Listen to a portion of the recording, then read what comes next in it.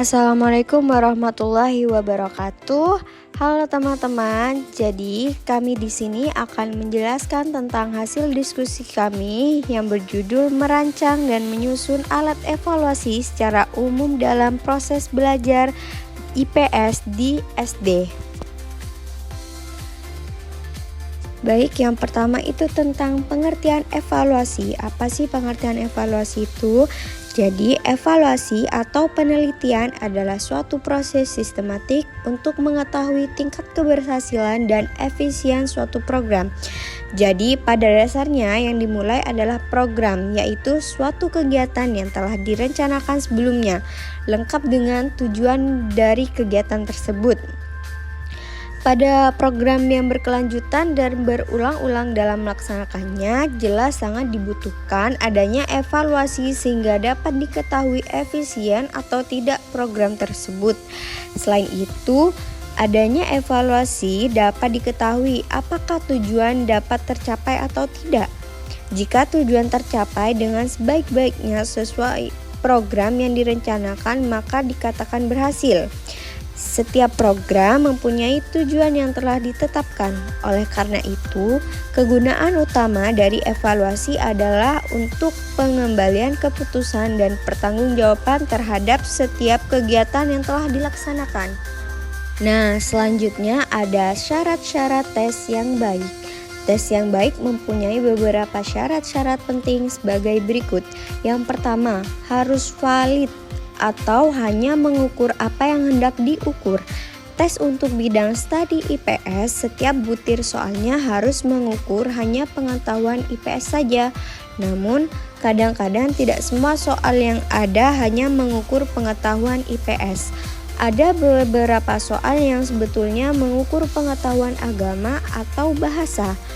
Jika ada tes yang mengukur lebih dari satu aspek, misalnya IPS, agama, dan bahasa, maka tes yang demikian disebut tes yang kurang valid atau kurang syahih. Nah, yang kedua harus andal, reliable, keandalan. Dalam hal ini meliputi kecermatan atau ketepatan, precision, dan keajegan, konsistensi dari hasil pengukuran yang dilakukan.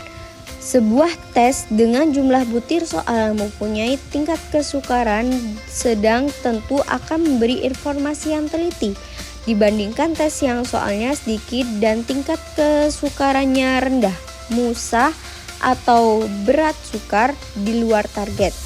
Dengan kata lain, soal-soal sebuah tes yang tidak boleh terlalu jauh di atas atau di bawah kemampuan siswa dan tingkat kesukaran butir-butir soal sebaiknya homogen. Tidak boleh terlalu mudah dan terlalu sukar. Selanjutnya adalah merancang alat evaluasi atau tes. Sebelum menyusun sebuah tes, terlebih dahulu harus memperhatikan hal-hal berikut. Yang pertama ada tujuan tes. Dalam bidang pendidikan, tujuan tes ini dapat dipakai untuk mengetahui penguasaan peserta didik dalam pokok bahasan atau subpokok bahasan tertentu setelah materi diajarkan. Selain itu, dapat pula untuk mengetahui kesulitan belajar peserta didik. Oleh karena itu, tujuan tes harus dibuat berdasarkan pokok bahasan atau subpokok bahasan yang diajarkan. Yang kedua adalah penyusunan kisi-kisi tes. Kisi-kisi tes atau tabel spesifikasi harus dibuat sebelum seseorang membuat atau menyusun tes. Kisi-kisi tes merupakan rambu-rambu ruang lingkup dan isi soal yang akan diujikan. Sebelum membuat kisi-kisi tes tertentu, terlebih dahulu harus melihat kurikulum sekolah yang berlaku. Dalam hal ini, kurikulum sekolah dasar misalkan SD kelas 4 semester 1. Kita ambil salah satu contoh dari SD kelas 4 semester 1. Nah, dari kurikulum itu dapat kita pelajari tentang hal-hal berikut. Yang pertama itu ada kompetensi dasar atau KD. KD dalam kurikulum kelas 4 SD semester 1, kemampuan menunjukkan jenis dan provinsi. Dan yang kedua itu materi pokok. Nah, misalkan materi pokoknya di sini pengetahuan provinsi setempat dan peta Indonesia. hasil belajarnya provinsi setempat, yaitu provinsi tempat para siswa bersekolah, bisa Jawa Tengah, Jawa, Lampung, Sulawesi, dan lain-lain, dan pengetahuan peta Indonesia. Lalu yang keempat ada indikator untuk hasil belajar provinsi setempat adalah sebagai berikut: menggambar peta, mendeskripsikan keadaan alam, menggambar peta provinsi, menceritakan budaya daerah atau provinsi, dan menunjukkan jenis pengangkutan di desa atau di kota. Seperti itu. Setelah melihat langkah-langkah yang harus diperhatikan dalam merancang alat evaluasi atau tes, sekarang kita akan membahas menyusun alat evaluasi atau tes. Nah, yang pertama yang harus diperhatikan yaitu dalam menyusun soal atau tes harus dibuat indikator tes seperti telah disebutkan, yang langkah-langkahnya sebagai berikut: memilih kompetensi dasar KD, memilih materi pokok, hasil belajar dan indikator materi, membuat indikator tes yang telah dibuat, menulis soal berdasarkan indikator tes yang telah dibuat.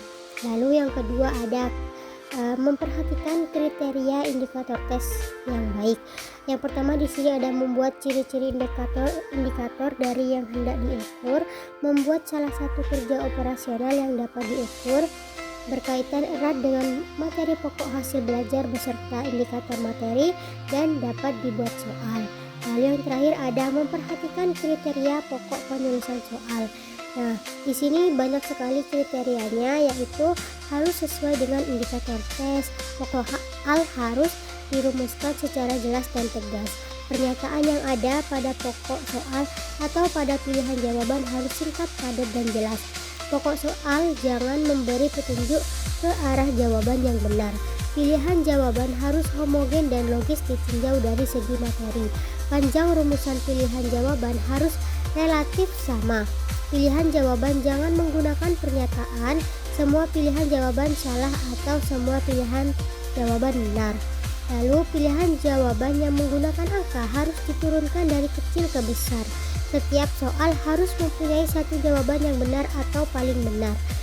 Dan yang terakhir, butir soal jangan bergantung pada jawaban soal-soal sebelumnya. Sekian materi yang kami sampaikan, mudah-mudahan bermanfaat. Wassalamualaikum warahmatullahi wabarakatuh.